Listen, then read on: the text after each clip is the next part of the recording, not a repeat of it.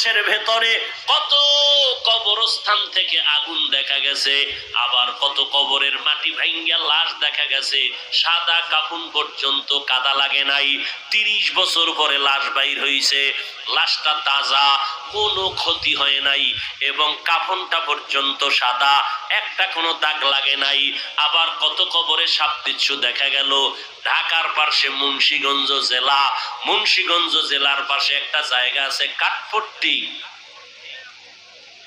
ওই কাঠপট্টিতে এক কোটিপতি ছিল, কাঠের ব্যবসা করত। ওই ব্যবসায়ী দুনিয়ার এমন কোনো অন্যায় নাই, অপরাধ নাই, করে নাই।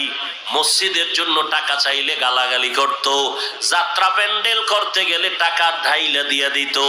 ইন্তেকালের পর তার বড় সন্তান যখন কবর খনন করে জানাজা পড়ায় দাফনে গেল, কবরের মধ্যে নামলো বড় সন্তান, বাবার পার্শ্বে নাইমা মাথার কিনারায় নেমে মাথার কাফনের মুষ্টি খুলিয়া এবার দাফন করে চলে গেল অফিসে। কান্না জড়িত কণ্ঠে বসে আছে চুপচাপ।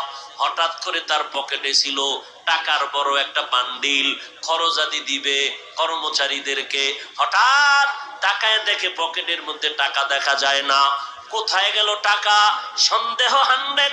আমি যে কবরে নামছি ওই জায়গা আমার 1000 টাকার বান্ডিল পড়ে আছে। কবর থেকে টাকা উঠান দরকার, এই টাকা নষ্ট করে লাভ নাই। লোভ কারে কয়? যে যত টাকাওয়ালা তার লোভ তত বড়, যে যত টাকাওয়ালা তার অভাব তত বড়।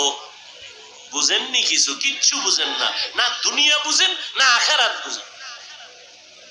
এবার লোকজন নিয়ে গেল কবর খনন করিয়া টাকাটা উঠাইতে। কবর এক পার্শ্ব থেকে যখন মাটি সরাইয়া হালকা একটু ফাঁকা করলো, হঠাৎ করে দেখি কবরে বিকট আওয়াজ, কবরের মধ্যে ধোঁয়া। চিল্লাইয়া সবাই দৌড়ায় গেল। এবার আলেম ডাইকে আনছে, ওলামায়ে কেরাম আইসা দোয়া পড়লো, ধোঁয়াটা কমলো। এবার নজর করে দেখে ওই নাফরমান গুনাহগারের জিহ্বাটা নাভি পর্যন্ত টেনে নামানো। ছেলে কান্না করে বেহুশ হয়ে গেল।